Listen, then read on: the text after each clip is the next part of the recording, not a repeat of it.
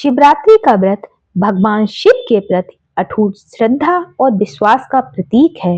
इसे पूरे भारतवर्ष में बहुत ही हर्षोल्लास के साथ मनाया जाता है। आज हम आपको शिवरात्रि की कथा सुनाने जा रहे हैं। प्राचीन काल में चित्रभानु नाम का एक शिकारी था। वह जंगली जानवरों का शिकार करके अपने परिवार का भरण पोषण करता था। एक बार वह साहूकार का कर्ज नहीं चुका पाया, तो उस साहूकार ने उसे शिव मठ में बंदी बना लिया। संयोग से उस दिन महाशिवरात्रि थी। शिकारी वहां बैठा बैठा भगवान की शिव की कथाएं और भजन सुनता रहा। शाम को साहूकार ने उसे कर्ज चुकाने की चेतावनी देकर छोड़ दिया। शिकारी शिकार की तलाश में जंगल गया और एक बेल के पेड़ पर चढ़कर बैठ गया।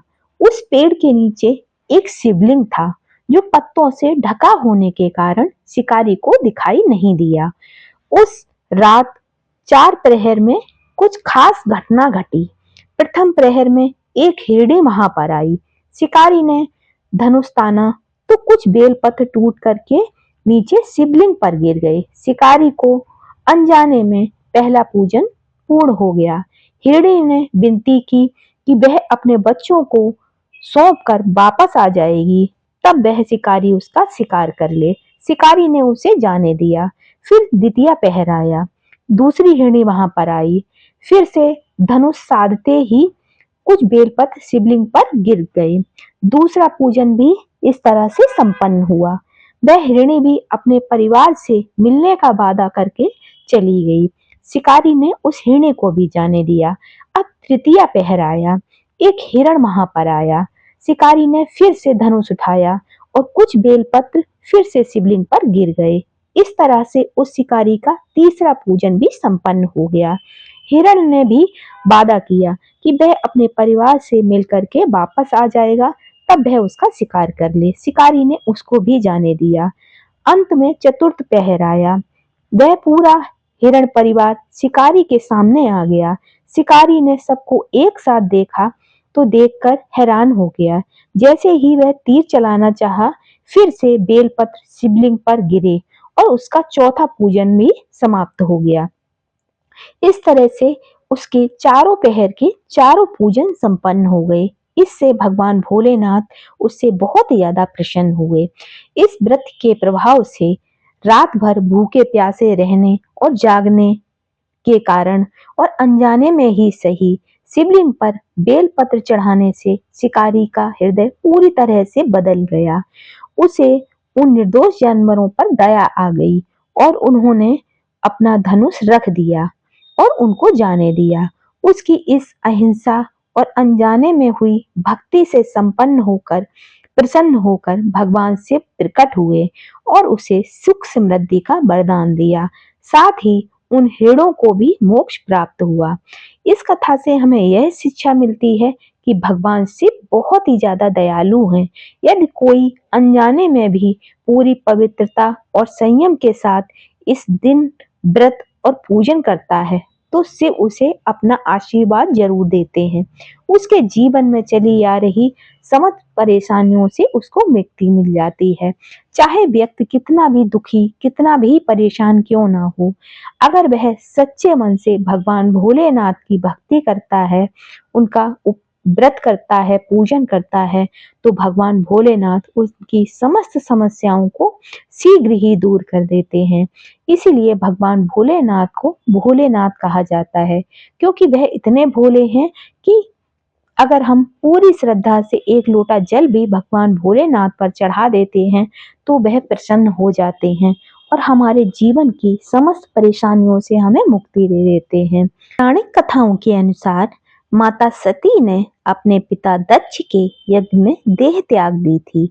उसके बाद उन्होंने हिमालय के राजा हिमावन और रानी मैना के घर पार्वती के रूप में पुनर्जन्म लिया। माता पार्वती की कठिन तपस्या के कारण ही भगवान भोलेनाथ माता पार्वती को मिले थे।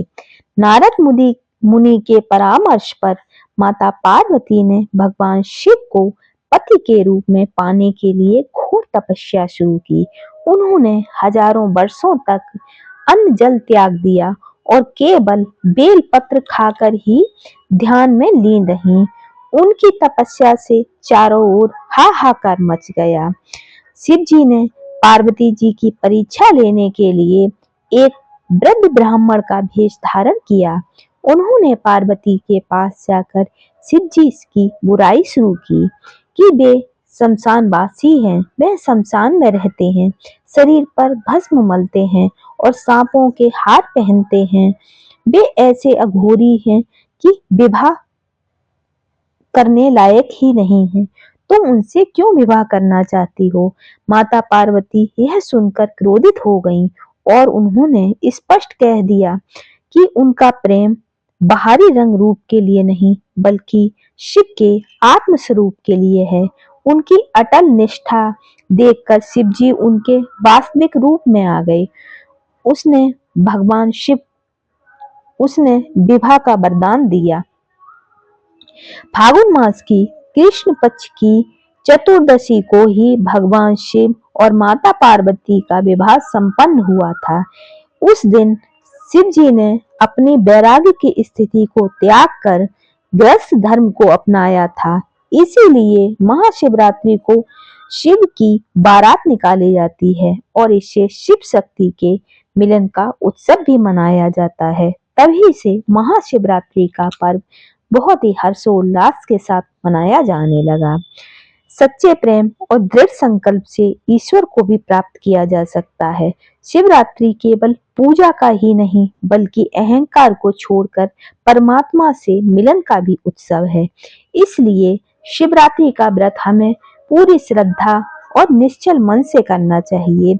अगर आप आज व्रत रख रहे हैं तो इन मंत्रों का जाप अवश्य करना। ओम नमः शिवाय यह पंचाक्षरी मंत्र है। इस मंत्र का 101 बार जप करने से जीवन में आ रही समस्त परेशानियों से मुक्ति मिल जाती है। साथ ही साथ आप ओम नमः शिवाय इस पंचाक्षर मंत्र का भी उच्चारण कर सकते हैं। तो अगर आपके जीवन में बहुत सारी परेशानियां चल रही हैं तो आप भगवान भोलेनाथ का यह पूजन अवश्य करें और व्रत रखें। अगर आप पूरी श्रद्धा और भक्ति से भगवान शिव का अभिषेक करते हैं, पूजन करते हैं और व्रत धारण करते हैं तो आपके जीवन में चली आ रही समस्त परेशानियों से आपको मुक्ति मिल जाएगी। अगर आपको हमारा ये वीडियो जरा भी पसंद आया हो और अगर आप भोलेनाथ के सच्चे भक्त हैं तो वीडियो को लाइक और सब्सक्राइब जरूर कर लें और बेल आइकन दबाना बिल्कुल भी ना भूलें ताकि आपको इस तरह की वीडियो की नोटिफिकेशन मिलती रहे। तो मिलते हैं इसी तरह के नेक्स्ट वीडियो में। सभी लोगों को हर हर महादेव।